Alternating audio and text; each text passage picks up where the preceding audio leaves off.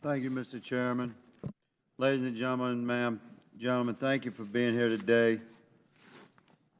Somewhat of a hot seat you're in as we attempt to effectively review the impact of teleworking on the federal bureaucracies is what we're targeting here. It's like your sworn service to the citizenry of America.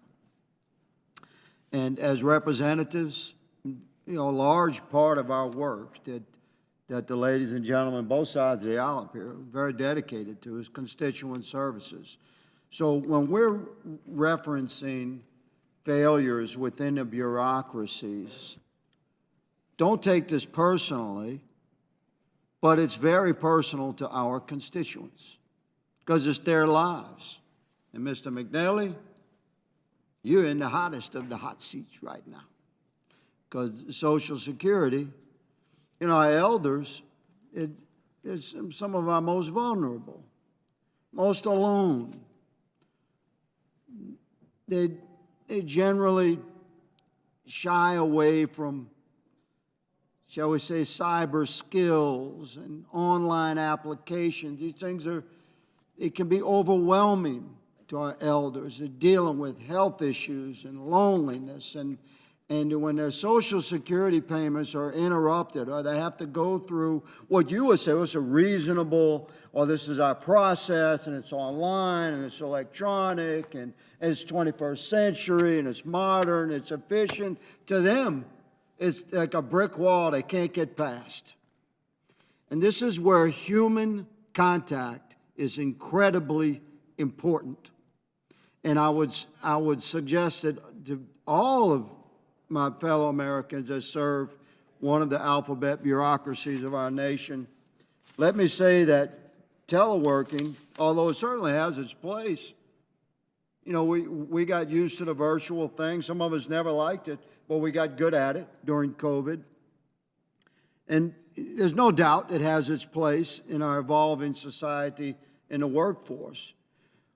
But as you shift towards teleworking, as we approach the quantum era, you're one step away from being replaced by AI. Because if there's no requirement for human-to-human contact, why do we need a human at home as we approach AI? Think about that, because we're discussing this in Congress. When a human being working in your office needs to consult with another human being, and they're in the office, Mr. McNally, can they not walk a few feet to the next desk and say, would you take a look at this, or what's your opinion on that? Doesn't that happen? Yes, it does. So with teleworking, wouldn't that human-to-human interaction be interrupted?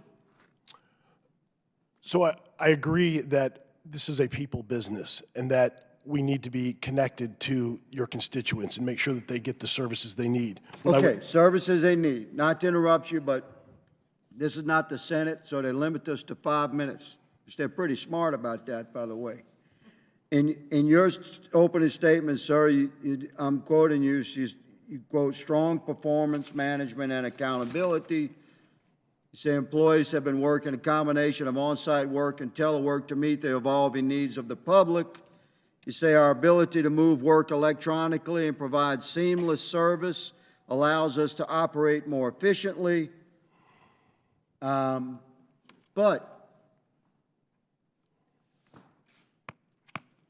my caseworkers tell me, some of these ladies have been on the job for a long time. They have no reason to lie to me. Wait times for processing is increased. In some cases, they're waiting a year to get answers. So you're telling Congress that you're rolling, man, you're efficient, and teleworking is helping. By the way, we need more money, but wait times are getting longer and longer. So I give you the remainder of my time to please respond to that. How do you match what you're describing as your efficiency and performance with what we're seeing in the field back home? Thank you for your question.